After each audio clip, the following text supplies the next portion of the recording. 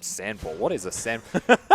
What? I don't know. What? Confine yourself into Varus and Rumble. Oh, I like that though. Sandball. You've made a ball of sand. You put it in the tiny, compacted it up. I like like it. Sandball. That works. It's like a snowball that doesn't work. Oh man, it's you know? beautiful. Yeah. Like Sandball. dry sand.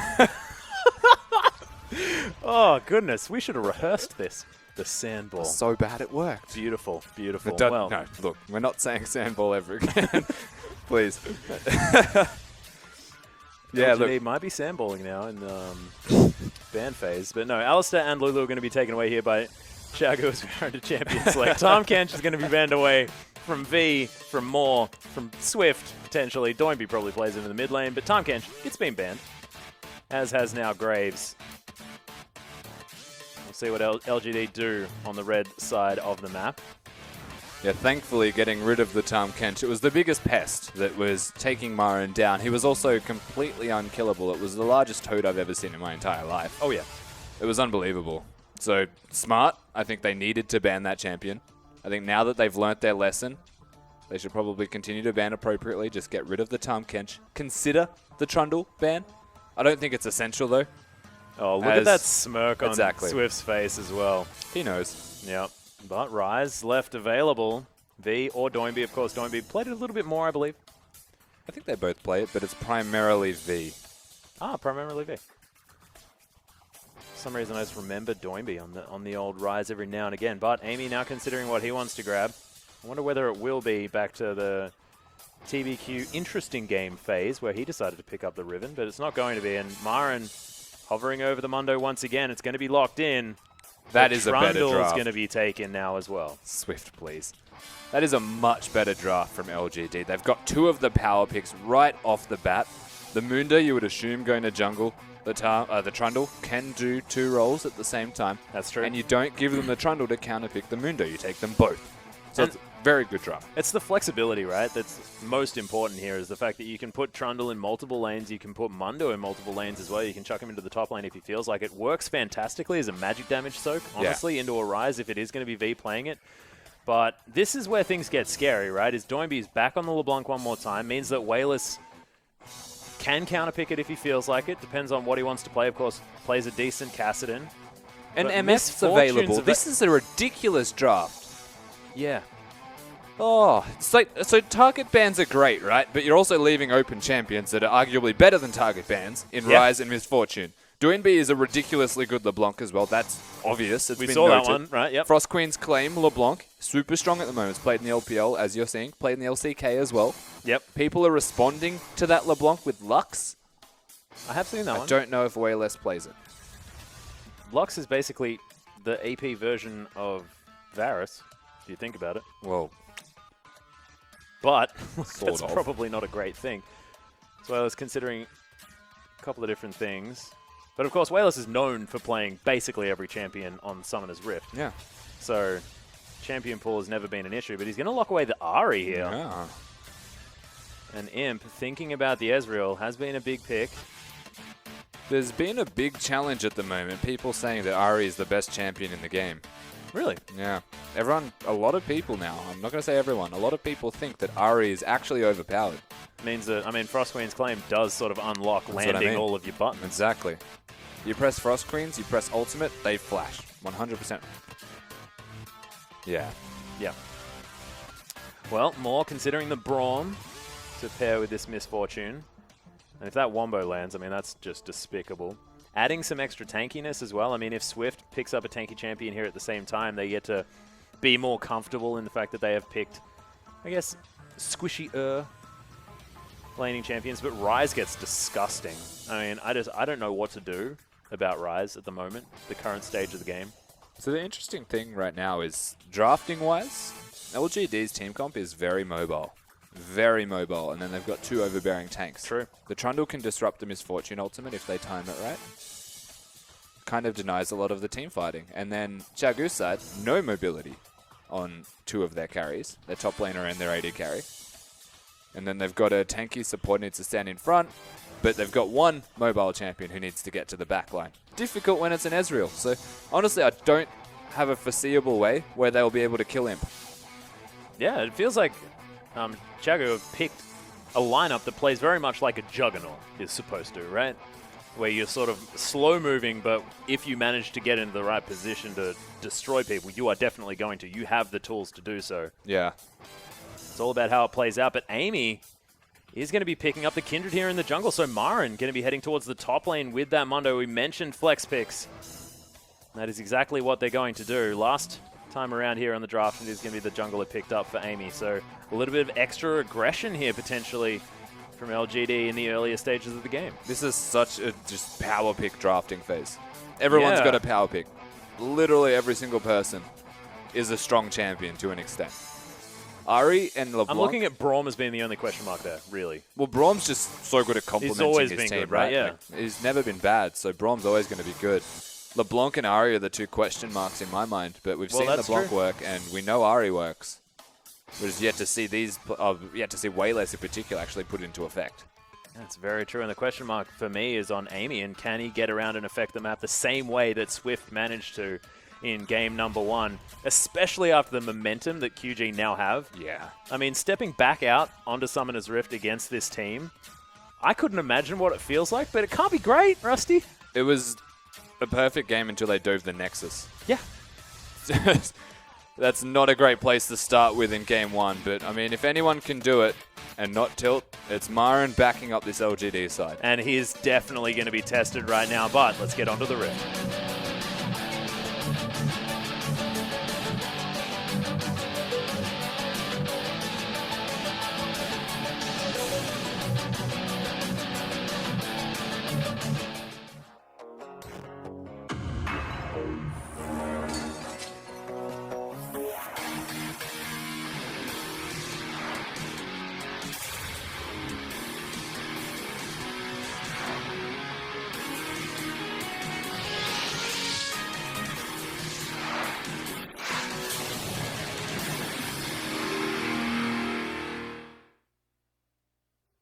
Welcome, ladies and gentlemen, to Summoner's Rift here for game number 2 between QG and LGD. And LGD, look, it's an obvious uphill battle for the side. We'll see whether they're going to be able to do it now as QG have set themselves up along the river. Very defensive start. Not going to get that aggressive vision down another time. Ooh, the ukulele lands. Careful, Swift. Yeah, Amy looking to try and tag him as well. Another one. Swift may have to use his flash here as Wayless is going to come around. There it is. He had no reason being out that aggressively. He was holding onto his ward to place it at a later moment. But, you know, pays for it with his flash, and this is a good start for LGD, of all things. You would expect them to be not just an uphill battle, they were literally rock climbing up a cliff face. Oh, man, was, like, yeah. It was above inverted. Yeah, like, is this kind of rock climbing that you like look at the wall and like you turn up and you're like, nah, that wall's just stupid. You know what? It's ice wall climbing without the picks. It's to get rock climbing to the point of monkey bars, man. It's just ridiculous. It's a slippery slide in the rain. Oh, that's what it was. God. Oh God. And keep going. Oh, I need it. I need it right now. PYL is going to move towards the bottom side of the map. We are going to have sort of regular laning this time around. I love this, by the way. It's so cheeky. The gold for smaller jungle camps is a lot more in recent changes, so you get a lot more for the smaller raptors and the smaller blue buff.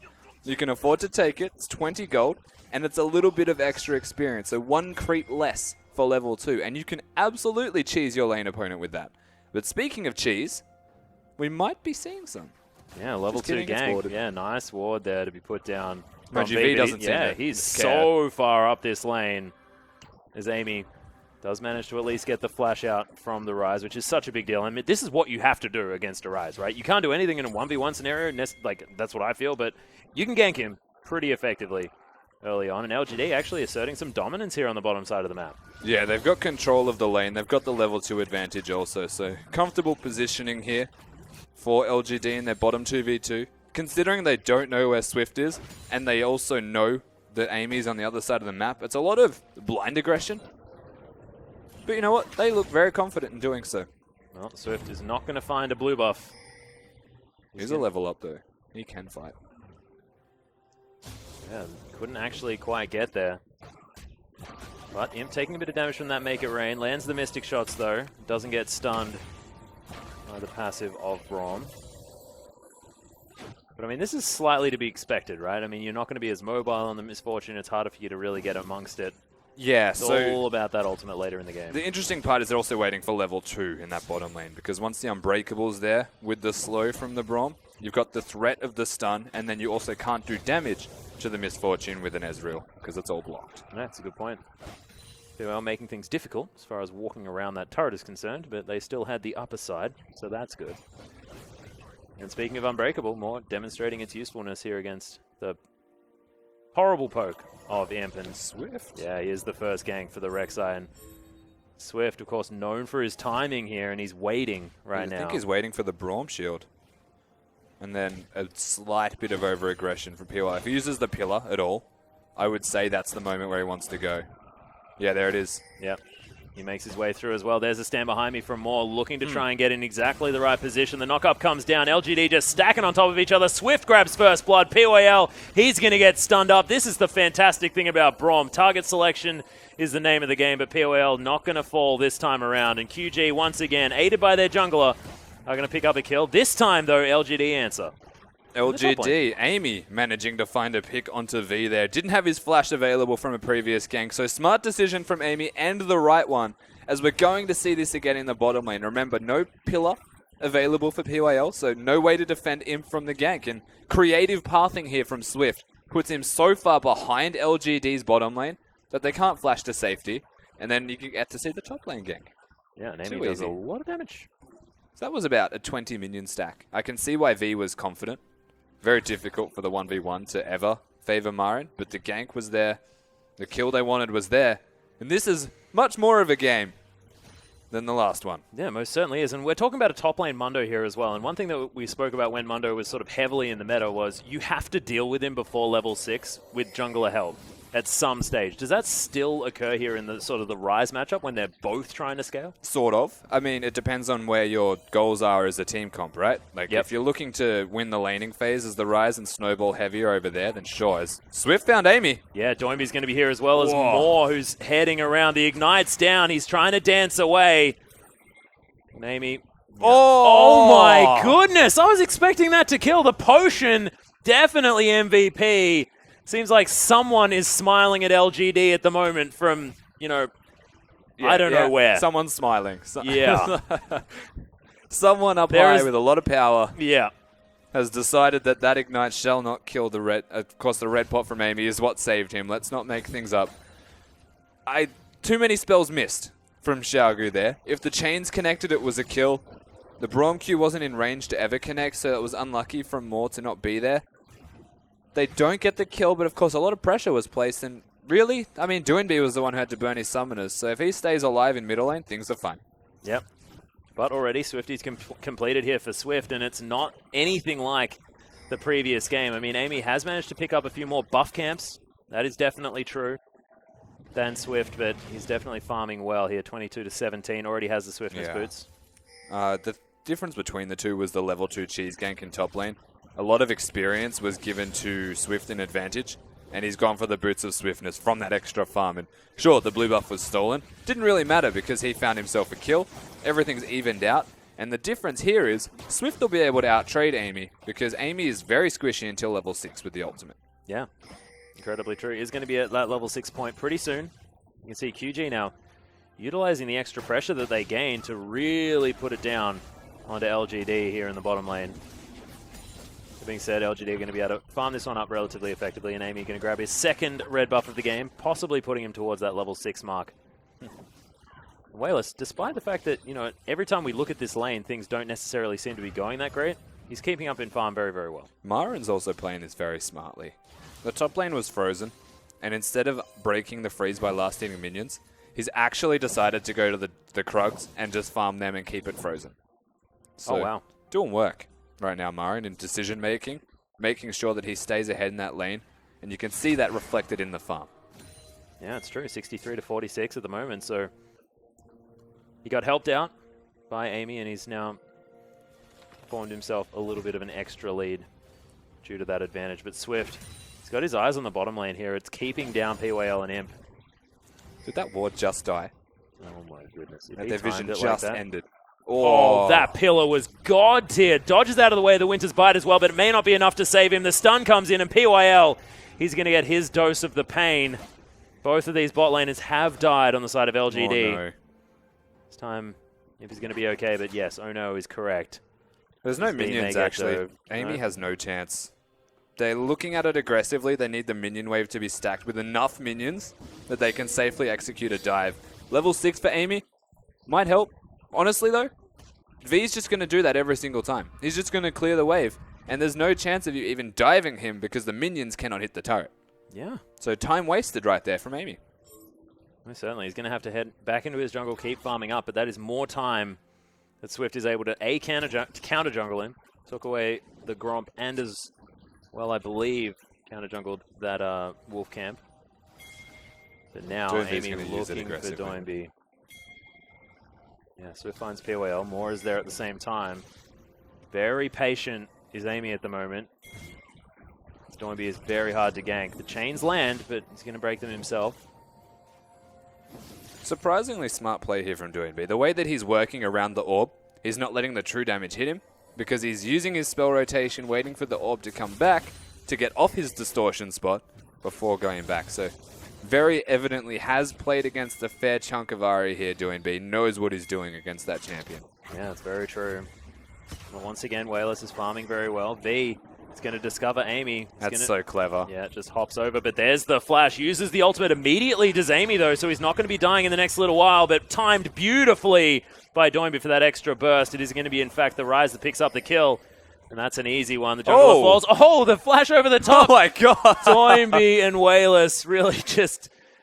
I don't even know what happened there. That was exciting, though. That was amazing. It was like artificial ergot. Yeah, what is going on right now? That was so cool. Doinby avoided so much damage from doing that as well, because that was a full Ahri combination with the ultimate over the wall. Well, none of them took any damage. Well, that's the best part, is because Doinby was going to die to Wayless, potentially. But instead, they just swapped positions and then swapped back again. Not bad at all. But we'll see whether LGD can pull this one around, because QG, once again, all this pressure from the jungle starting to mount. What is different this game is Marin. 91 CS to 68. Of course, V managed to pick up that kill, but this Mundo is going to have a lot more money than he did last time around, a lot more experience, and could be that immovable object that they need. So there's two things. Amy exists on True. the map. Like, he's had a presence already, which is great, because he's starting to help Marin. Marin's, of course, going to be able to consolidate leads very well. We know that he's capable of doing so. The other thing is, Swift is actually taking the kills because he needs to. Okay. Whereas last game, it was just the carries. It was the middle laner, the top laner, and the AD carry actually getting the kills secured, while Swift was just there for the ride. So we may need to see some adaptive play from Swift to look towards carrying harder with the money that he has. We also need to see if Marin can consolidate that lead, or if he's going to not be able to stop V, who's starting to still farm and potentially get out of control with scaling. Oh, Swift is looking for a steal on this blue buff. Wayless, he's going to make his way around. Amy didn't get it. Swift is going to take that one away. Doinby now looking for the counter engage. Orbit Deception does go down. The charm landed. Doinby's going to make it back to his distortion. That's actually a big deal, though. Popping the ultimate of an Ahri is a very long period of time where he's not going to be able to all-in you, at least in the 1v1. And that gives enough time for Doinby, once again, to consider roaming. Key difference, Abyssal Scepter is going to be the first item choice here for Doinby. Not going to go for Frost Queens. Still going to get a bit of that cooldown reduction, though, from the Boots of Lucidity that he has decided to pick up. Yeah. Just says to me a lot less roaming. Come out of this middle lane, or a lot more focus on surviving the lane, whereas Wayless on the flip side has not opted towards an Abyssal Scepter of any kind. Will take a lot of damage from Doinby in response, but is very capable of roaming around the map. And can scout out for Swift, which I think is the main reason that Frost Queen's claims there. I mean, you can get those spooky ghosts and be like, okay, well, you're not going to kill me now, because I can see that you're miles away from me. Well, I mean, anyone who plays against Swift then should just have 5 of them. Yeah, I have a feeling the whole team needs them. That's the counter. That's the secret. 5 scrying orbs as well. Yep. Why not? Blue items. Just stuff that's blue, guys. That's what you need. Marin, though, he's completed the Spirit Visage. We've got Swiftness Boots as well for this Mundo. He's got over the first hurdle. He's level 10. Yeah. That's a big Mundo. I don't know if there's any response to this Mundo because they're running a Rise LeBlanc comp. You're going to be looking at Misfortune being the ultimate determining factor on how the team fights go. If MF dies to way less at all, or to Imp, if MF just dies, Myron won't. No. That's a big deal. I'm honestly questioning whether he can be killed. We're about to find out. But Swift is going to notice that there's a pink ward if he does tunnel under there. V has to play very far back. I mean, these cleavers are starting to hurt now as they've been leveled up to max rank at the same time. So as soon as Myron can chain a few of those together, just V can't get in range. Listen to that ukulele. It's frustrating. It's the bonk of glory. Yeah. Things Once out again, of tune though, as well. I mean, ugh. You have to keep in mind, once again, Wayless has had his ultimate forced out of him from LeBlanc's pressure. That's true. Laning for the pressure. Starting to get, I'm going to say, a very small CS lead. Already forced the Negatron cloak out of Wayless in response. Smart play here from Doinb, keeping the mid laner of LGD down. Recognizing that maybe it's on the Swift's back to 1v1 the jungler.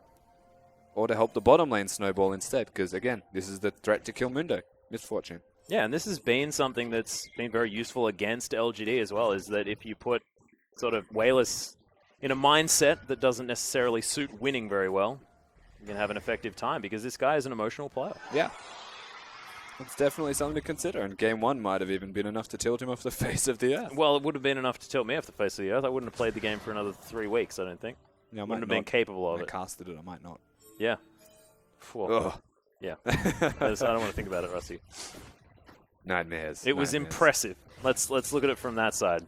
Swift is, again, he's spending so much time not farming and so much time looking for ganks. I am impressed that he has 70 CS. Yeah. Because he just does it so well.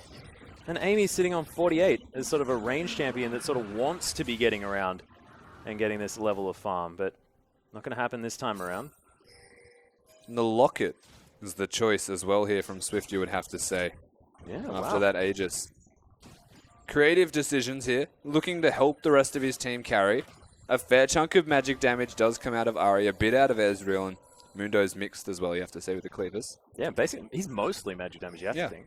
That's where a large chunk of his damage does in fact come from. So, interesting decision.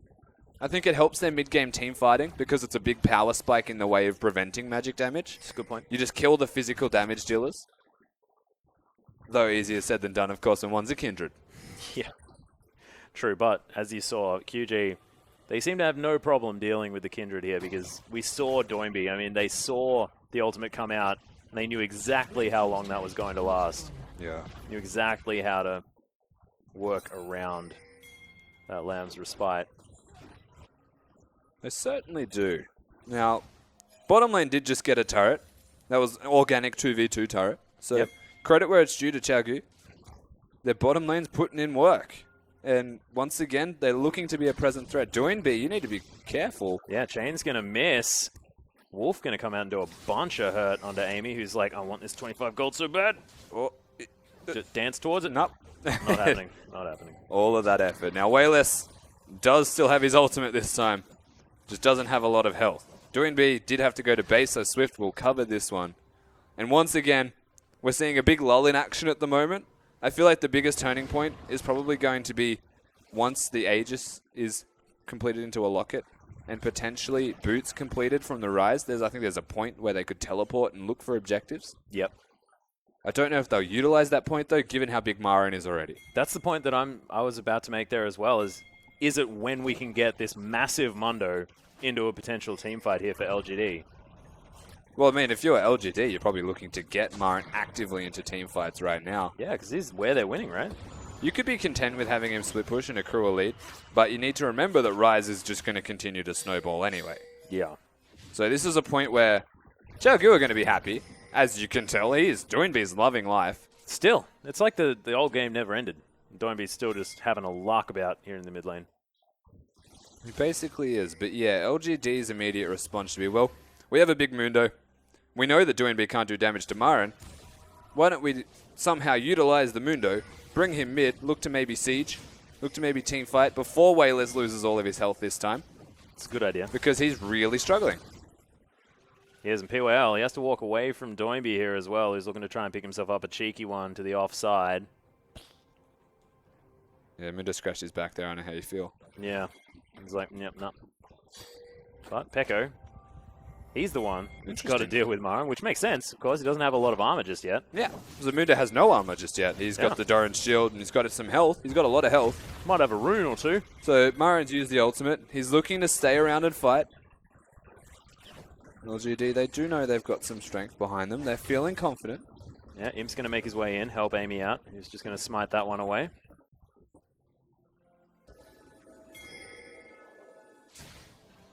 I mean, like, this point in the game, at the moment, it's so... I'm going to say slow, but we can see what why. What are you doing, buddy? Chains are going to land. Does use the ultimate, but very, very late. And there's the ult out of Moore. He is going to just finish it off with an auto attack. And Wayless, I just don't know what he was doing. Marin's in. Yeah, he's teleported now down here. Moore is going to be in a bunch of trouble, but flashes out of the way. Marin just hunting. He wants to find something, but he's just getting kited. True Shot Barrage comes in. Imp wants to make something happen. Make It Rain going to slow down the members of LGD, and now they're on the run. After the aggression, they're going to be turning it around. Marin, difficult to kill, but he is going to go down in the end if there's going to be 4 people smacking on him. My mistake, 3. But this is QG just playing better League of Legends, Rusty. Seriously, it's just Xiaogu are doing things, and every time LGD tries to get something done, it doesn't work. There's no conviction. It doesn't feel like there's shot calling, and it feels like their personal decision-making is the only thing that's there.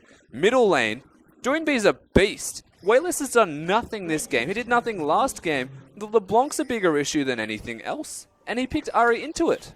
Wayless just wandered into the middle of the lane and did nothing. There's no answer. Surrounded by people. I don't know either. I don't know why they can focus a Mundo, and it takes that long to kill the Mundo. They still kill him, to be fair. They've got a very good team comp for doing so. LeBlanc and Braum, good at locking them down. And speaking of which, that kill onto Wayless was so much on the back of Braum, it was unbelievable. Yeah, it's very The timing of his ultimate to actually keep Wayless locked down long enough to get the passives done, that was actually very impressive from TC, or from Moore. And it was at a similar time that the chain went down as well. So big struggle. Wayless going to miss the charm there in the mid lane at the same time. It was admittedly Wayless' first death this game. So it's not like he's been dying from 5 minutes like he did last time. But still, this is not the LGD we were hoping to see making their way back into the LPL, because this is a team that looked broken on the international stage. And domestically, that was where things were working out for this squad. I mean, it's not the team we're hoping to see either, but it's the team we're expecting to see. Yeah, it was a good LGD side. We didn't expect this LGD side. Just on paper, they looked like they were going to be an improvement above all else. And at the moment, they can't even defend their own lanes 1v1 and 2v2. And that's one thing we expected to not see from them. We expected Marin to have good laning. Imp and PYL should be, by default, winning every single lane they're in, because they always have. And Wayless is just meant to be farming. And they're all pretty much, besides Marin, losing. And you have to hand a lot of it to Swift. I mean, there's the play out of Peko and Moore has been fantastic.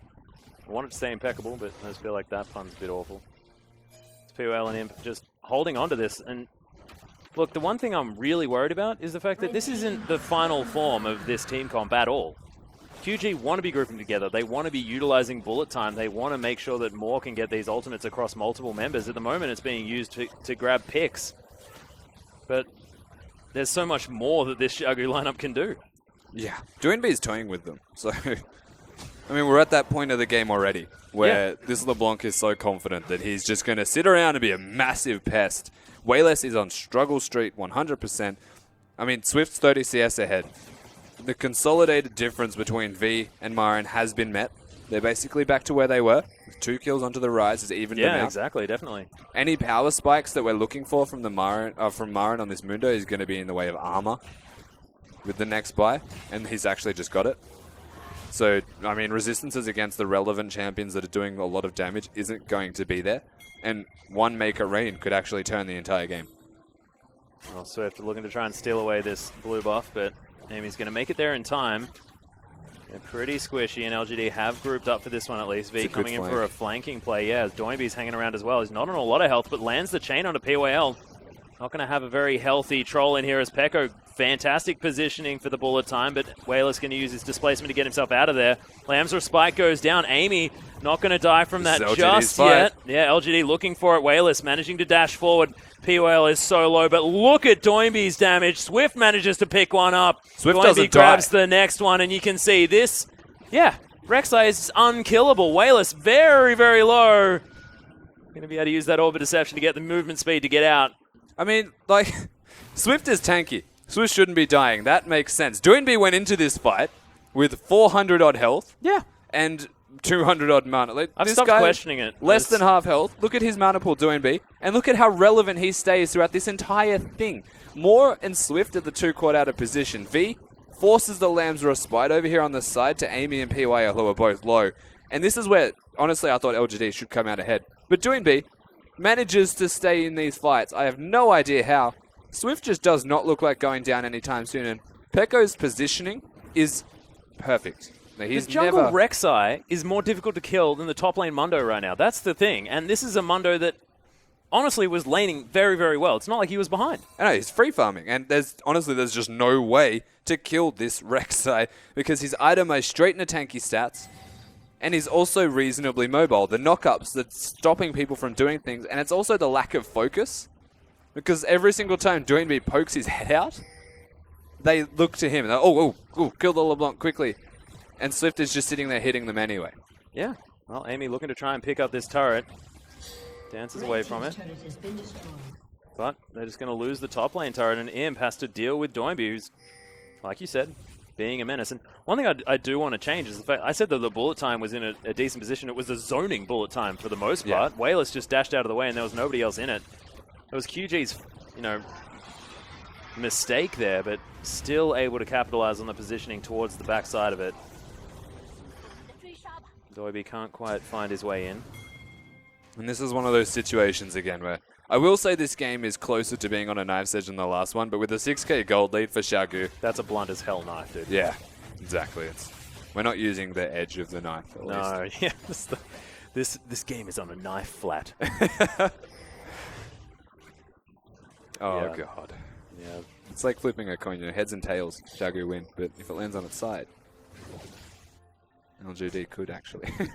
Is this a flat coin as well? Saying there's a chance. You're saying there's a chance, right? Yeah, you calm down. So both sides are QG of the coin, right? Is that what we're saying? And then on the actual on the edge, that's the LGD. Yeah, that's it. V? But, Marin's actually got something to say about it as V struggling. The dive comes in, but Marin says that he doesn't want to deal with a turret and a rise. A lot of APM from V. Like, he played that really well to get 78 rotations in. 78 rotations. Whereas Mundo just pressed a button, ran at him, and went cleaving.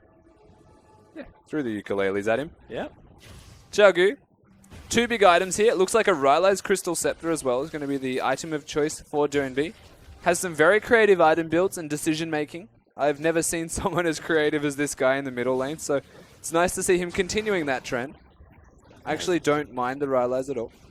How do you feel about the Merlin Nomicon at this stage as Doinby doesn't find the chain? Wayless going to put the Thunderlords on him. So he doesn't have Spooky Ghost. He doesn't have his Frost Queen's Queen. Yeah, that's so Morello's is the natural choice if that's not there. Oh. Yeah, chains land this time. That's going to be the secure as Peko grabs it. Passive Misfortune doing a bunch of work as well as that double up, and Doinby's not finished yet. Yeah, not aptly named, is it? Love Tap. It actually does damage. It's sort of like a hate tap, isn't it, really? Yeah. But I mean, again, they're just finding picks. This is honestly, Wayless just does not know what he's doing at the moment. He keeps getting caught out of position. From getting caught out of position, the rest of Xiaogu look to consolidate. They find the rest of the map basically free for them to take. And here we go, LGD. Do they get 25 gold? There it is, Marin locking down that 25. Essentially a kill. Yep, traffic cone goes up. And QG says, I just flat out don't care about anything that you're doing at the moment, LGD. Marin is a decent front line at this stage. Is the big change from game 1 to 2. But look, it's 9 to 2 in kills. There's a 7,000 gold lead now at 27.5 minutes. And LGD... That turret's gone. Yep. They answer with that turret. The other thing we have to talk about, LGD have managed to pick up 2 dragons in amongst all of this. Yeah. Third one is there. Yeah, so ready to take. Back to base. And it's timed quite well, of course. They're missing some members here. LeBlanc not close enough. Myron will chunk the heck out of this dragon with Amy. That should be number 3 for them. Yeah, Swift actually coming from a massive Oh, they might want to flank. fight, though. Yeah, looking for it. Does have the home guard enchantment there as well as QG. They will secure the dragon at least. V actually, no, it's not. It's going to be Amy that picks it up, but V does get the kill on Damar, and Amy Lamberspite is down as Peko making his way in. They actually utilize it better than the Kindred to keep themselves healthy, and LGD now trying to run away. There's 2 dead, only 3 left as Doinby is just going to send his clone in. LGD are just like putting all of their effort towards killing the fake LeBlanc time and again. They go for the dragon here, LGD. They do secure the dragon, and this is on Amy. But positioning-wise, they're now out of position. Myron is so deep that he has no chance of living. Amy pops the ultimate. As you said, Doinby actually comes back and says, oh, perfect time to get some heals like they're here. resting. The problem there is he had to flash to get back over the wall and join his team, who, honestly, they were not going to catch anybody, except Wayless, who really wanted to catch that, and it just didn't exist. Yeah, he'd already popped Poor back. guy. Wally was stealthed as well, which was very cute play. As this passive popped. As the dust settles, though, QG now 11-2, 8,000 gold the lead. Biggest deal being the fact that that is 5 structures down as well. Only 1 more inner turret available there on the top side of the map. Imp is going to be able to take his red buff, utilizes his True Shot barrage in order to do it. I will say that the Rallies, though I like it a lot, is not Azonia's Hourglass. So positioning-wise, Doinby does need to be a little bit more careful.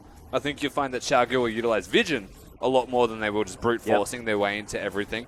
And that all starts with the Baron control. As Myron splitting bottom, V's now realized and will have to go meet him. And this is where the dance will potentially commence. Yeah, and Myron now, with that Randuin's Omen as well, he's going to have a lot more armor to deal with Peko.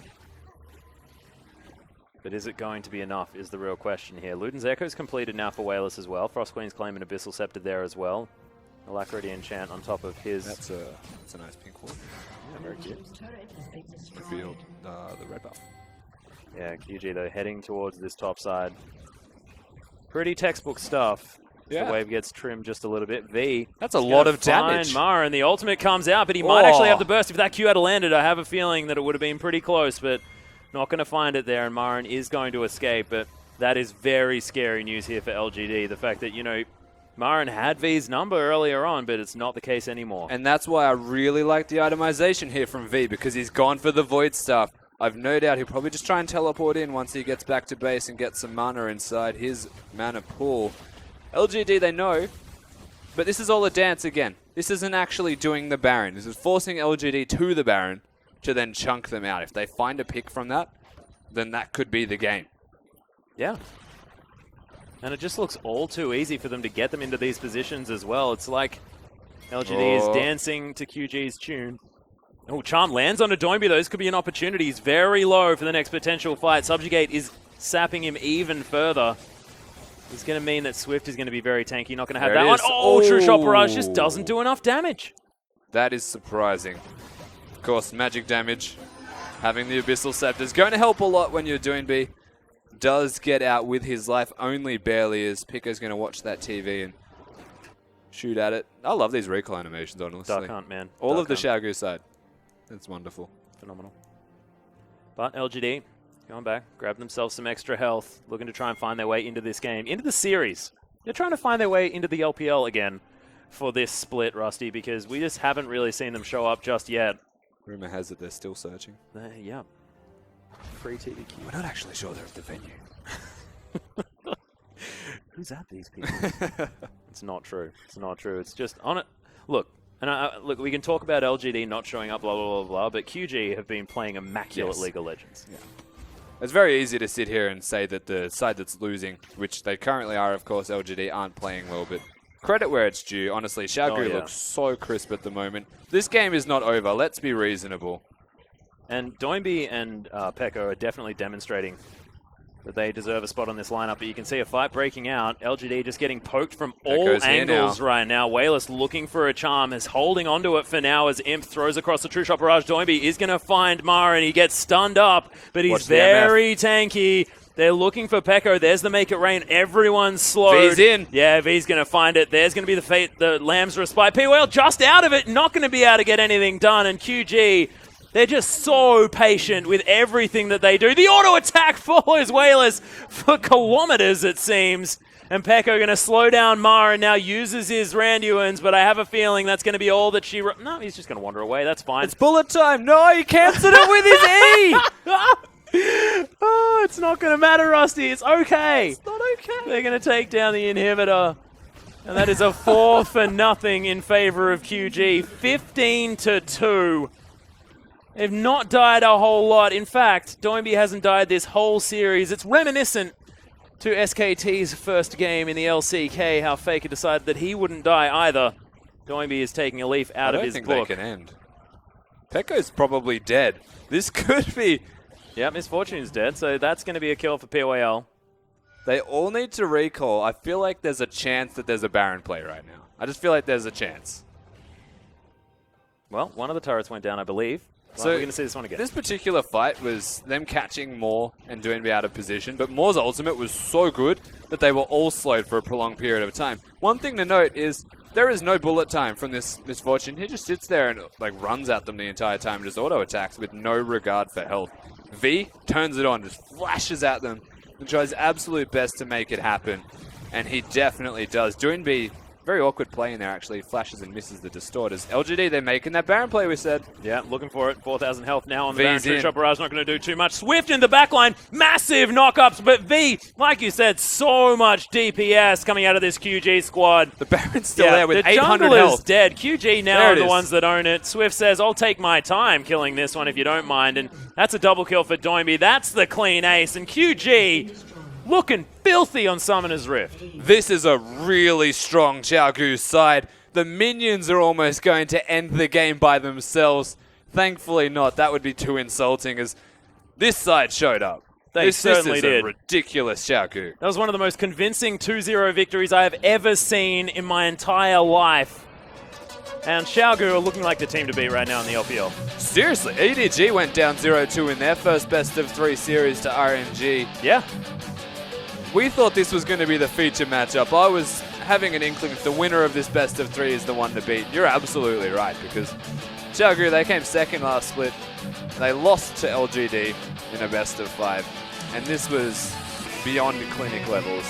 Beyond. And it just shows that this is a team that is super serious about decimating the LPL this split, because it was just so controlled. Every element of that game looked like it had been planned out. Every gank that Swift made was answered by his team almost perfectly, and none of that happened on the side of LGD.